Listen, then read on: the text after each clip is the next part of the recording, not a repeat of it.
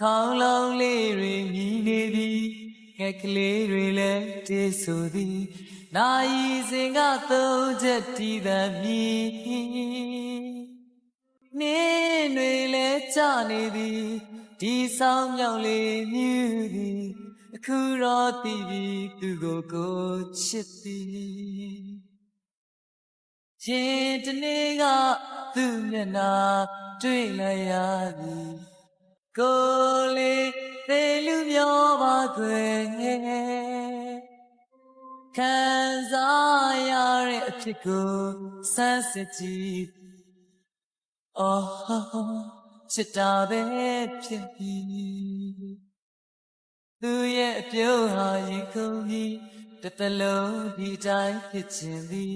အကျဉ်းနာချစ်စကားပြောခွင့်ပေးပါအတီးသဲမာလဲဆိုရင်ဒီသူများဥမာတွေ့ကြောက်သည်အခုတော့တည်ပြီးသူကိုချစ်သည်